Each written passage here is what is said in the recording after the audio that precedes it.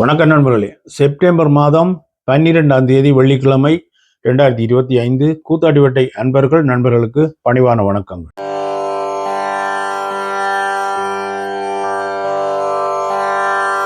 முன்னாள் ஜனாதிபதி மஹிந்த ராஜபக்ச அவர் தொடர்ந்திருந்த வாசஸ்தலத்திலிருந்து எழும்ப மறுத்து கொண்டிருந்தவர். அவரை எழுப்புறதுக்காக நிறைய நடவடிக்கைகள் அரசாங்கம் முயன்று பார்த்து முடியாத பட்சத்தில் இன்றைக்கு நேற்றைய முன்தினம் ஒரு சட்டமூலத்தை பாராளுமன்றத்தில் நிறைவேற்றி அவரை வெளியேற்றி இருக்குது.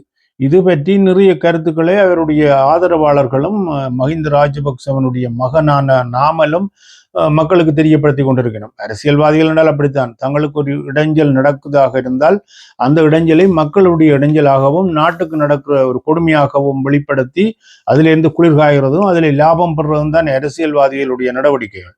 இதே போல மஹிந்த ராஜபக்சனுடைய மகனான நாமல் ராஜபக்ச அவருடைய சமூக வலைத்தளமான எக்ஸ் தளத்தில் அது பற்றி ஒரு கருத்தை வெளியிட்டிருக்கிறார். அதில் வெளிப்படுத்தி இருக்கிற கருத்து என்ன சொன்னால், மஹிந்த ராஜபக்ச முன்னாள் ஜனாதிபதியாக இருந்து நாட்டு மக்களுக்கு எப்படி உழைத்தவர், அவர் நாட்டுக்காக எப்படி உழைத்தவர், அவர் நாடும் மக்களும் தான் வாழ்க்கை என்று வாழ்ந்தவர் என்றது உங்கள் எல்லாருக்கும் தெரியும். அவருக்கு இப்படி ஒரு நிலை இந்த அரசாங்கம் இப்படி ஒரு பழிவாங்கலை செய்திருக்குது என்று சொல்லி தன்னுடைய கருத்தை வெளிப்படுத்தி இருக்கிறார். அதே நேரத்தில் இன்னொரு நினைவு கூற வேண்டிய ஒரு விஷயம் இருக்கு.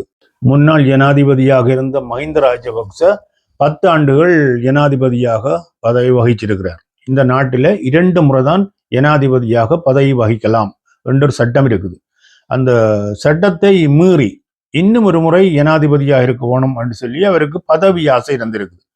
அதுக்கு முதல் நீங்கள் பார்த்திருப்பீர்கள், 90களில் சந்திரிகா அம்மையாருடைய கட்சியிலிருந்து மிகவும் பிரியத்தனப்பட்டுத்தான் அவர் பிரதமர் பதவியை எடுத்தவர்.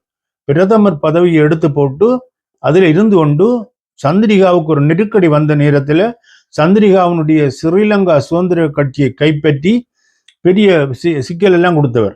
அதற்கு பிறகு சந்திரிகா கோர்ட்ஸுக்கு போய் அது ஸ்ரீலங்கா சுதந்திர கட்சி தங்களுடைய குடும்ப கட்சி என்று வாதாடி கொண்டிருந்த பொழுது உடனடியாக ஒரு பெல்டி அடித்து மொட்டு கட்சியை உருவாக்கினவர், ஸ்ரீலங்கா பொதுஜன பெரமுன கட்சியை உருவாக்கினவர். இப்படி ஒரு ஆள். அதே போலதான் 2 முறை ஜனாதிபதியாக இருந்து 3வது தரம் ஜனாதிபதியாக இருக்கணும் என்று சொல்லி தன்னுடைய செல்வாக்கை விநியோகிச்சு சட்டத்தை மாற்றி 3வது தரமும் ஜனாதிபதியாக இருக்கலாம் என்று சொல்லி தேர்தலில் நின்றவர். தேர்தலில் நின்று போட்டியிட்ட பொழுது அவருக்கு எதிராக போட்டியிட்டது மைத்திரிபால சிறிசேன போட்டியிட்டு மைத்திரிபால சிறிசேன வெண்டுட்டார். வெண்டது உடனே வெல்லவில்லை என்றால் அவர் 3ஆம் தரமும் ஜனாதிபதியாக இருந்திருப்பார். அவர் நாட்டு உழைக்கிறவர் என்று சொன்னால் பதவியில இருந்துதான் உழைக்க வேண்டும் என்றில்லை, ஒரு ஆலோசகராக இருந்திருக்கலாம், கட்சியின் ஆலோசகராக இருந்திருக்கலாம், ஜனாதிபதியாக எல்லாம் இருக்கணும் என்று இல்லை. அதுக்கு பிறகு பிரதமராக இருந்திருக்கிறார், கோத்தபாய அரசாங்கத்தில் பிரதமராக இருந்திருக்கிறார். இதெல்லாம் நடந்திருக்கு. இப்படி ஒரு பதவி வெறி பிடிச்சவரும் தான் முன்னுக்கு நிற்க வேணும் என்ற எண்ணங்களும் கொண்டவராகத்தான் மஹிந்த ராஜபக்ச இருந்திருக்கிறார்.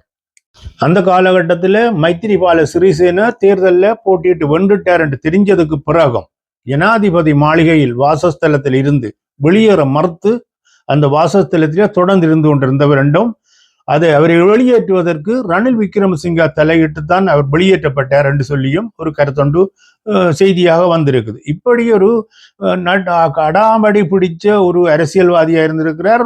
விடுதலை புலிகளுடைய போராட்டமும் ஒரு 30 வருட போராட்டங்கள் ஒரு காலகட்டத்தில் உலக நாடுகள் எல்லாம் ஒன்றிணைஞ்சு வந்து தோத்ததை தவிர மற்றும்படி விடுதலை புலிகளுடைய போராட்டம் ஒரு தோல்வி என்றெல்லாம் சொல்றதுக்கு இல்லை. அது பனங்காயில குருவி ஏறி இருக்க பனங்க விழுந்த மாதிரி ஒரு கதை தான் அந்த கதை. அது சிங்களவர்கள் மத்தியில் அது அவர் வீராப்பாக சொல்லி போட்டோம். அதை பற்றி எங்களுக்கு பரவாயில்ல. தகவலும் வரலாறும் இப்படித்தான் இருக்குது. ஒரு செய்தி ஒன்று, மஹிந்த ராஜபக்சவனுடைய ஊடக தொடர்பாளராக இருக்கிற கமகே என்று சொல்லியிருந்தார் ஒரு கருத்தை சொல்லியிருக்கிறார்.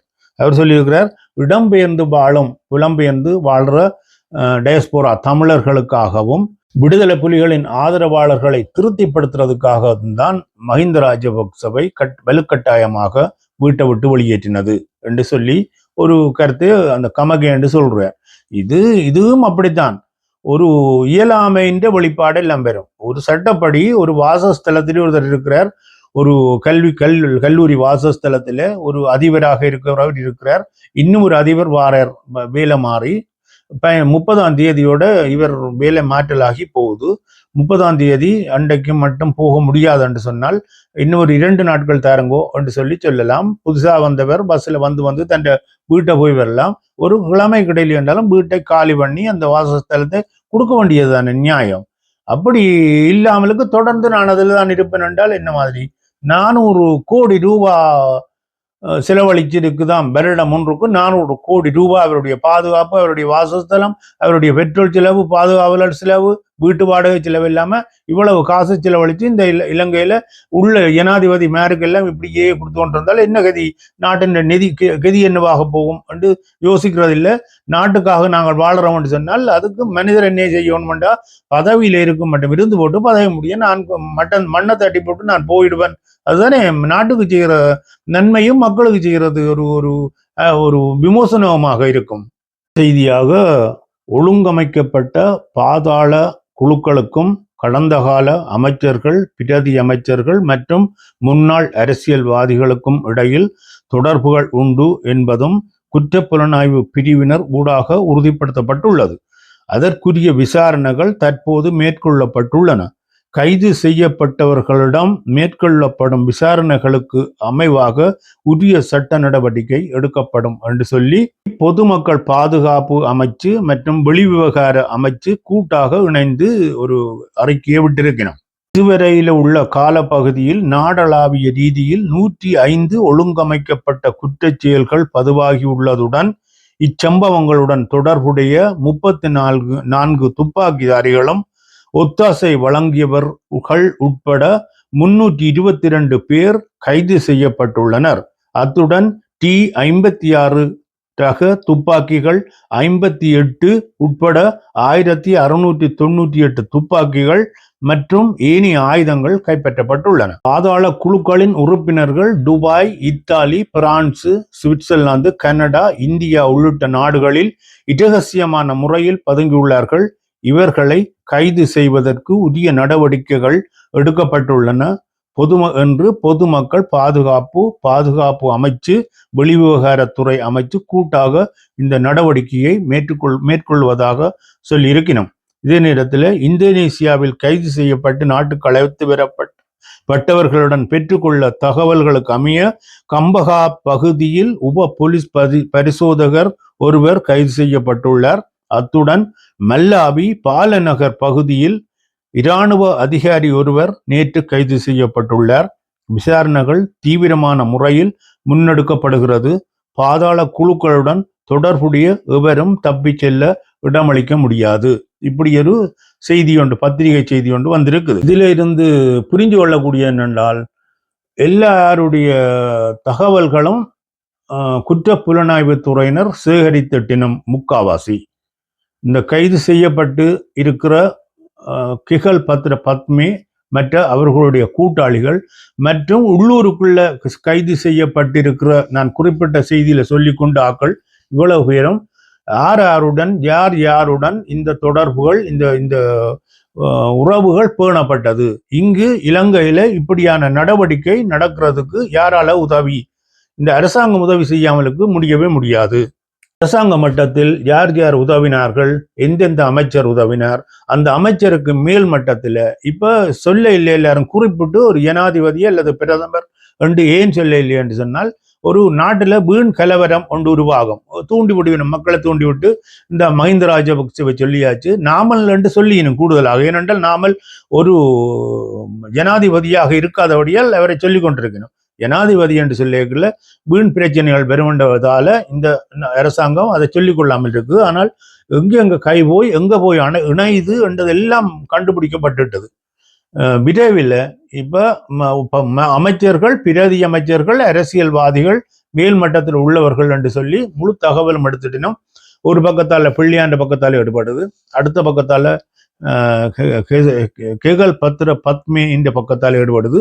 மற்ற இன்னும் கைது செய்யப்பட்டவர்கள் மூலமாக முழு தகவல்களும் எடுத்து போட்டு இது வெளியில கொண்டு வந்து விடுறதையும் என்ன செய்யும் என்றால் இந்த அரசாங்கம் உடனடியாக எல்லாரையும் கைது செய்து கொண்ட உள்ளுக்கு அடைச்சு ஏதாவது செய்தால் ஒரு வேளையில் இப்ப அரசாங்கம் இருக்கிற பொருளாதார நிலையை கருத்தில் கொண்டு ஒரு தேவையற்ற ஒரு கலகம் என்ற ரோட்டில் வருமாக இருந்தால் அதை தவிர்க்கிறதுக்காக மெல்ல மெல்ல இப்படித்தான் மஹிந்த ராஜபக்சவை ஒரு சட்ட மூலத்தை உயர்த்தி அவரை வெளியேற்றினது போல மெல்லமாக ரணில் விக்ரமசிங்கவை கைது செய்து அவர் வருத்தம் என்று சொன்ன ஒழிய போது ஓம் அது உங்களுக்கு வருத்தம் தான், அந்த வருத்தத்துக்கு நீங்கள் வைத்தியத்தை செய்து போட்டு நீங்கள் நீதிமன்றத்தில் போய் பிணையில வெளியில போகலாம்னு சொல்லி விட்டது போல, மற்றது முன்னாள் போலீஸ் அதிபருக்கு நடந்தது போல எல்லாருக்கும் எல்லாம் நடந்து கொண்டிருக்குது.